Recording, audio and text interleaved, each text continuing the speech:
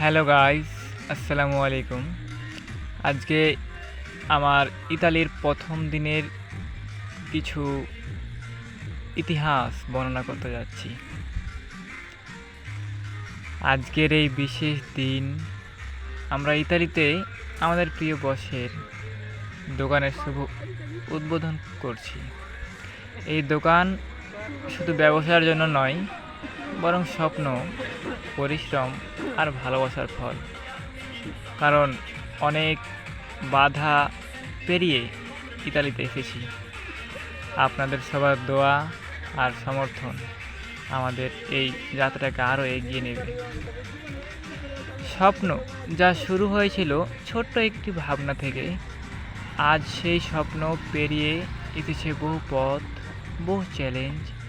ইতালির এই মাটিতেই আজ আমরা উদযাপন করেছি একটি নতুন অধ্যায়ের। আমার প্রিয় বসের দোকান উদ্বোধন করেছি।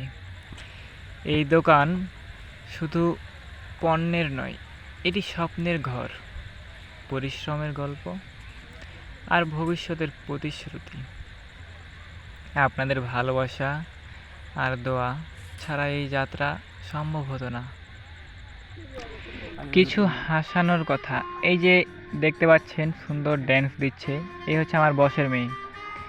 দেখে লালসা তৈরি হচ্ছে, কিন্তু কি করবো ভাই, বাঙালি, কিছু বললেই বলে বাঙালিরা খারাপ। এই কথাগুলো শুনে শুনে শুনে কান শেষ হয়ে গেছে ভাই, তবুও কি করব, কিছুই করার নাই। গরিব, ওই তো বলতে হয় সেফুদার কথা, তোরা গরিব, কি খাবি তোরা, তোরা তো গরিব। যাই হোক, মোট কথা হচ্ছে আয়োজনটি যথেষ্ট ভালো ছিল, আমাদের দেশের থেকে ভিন্ন। দেখার জন্য ধন্যবাদ।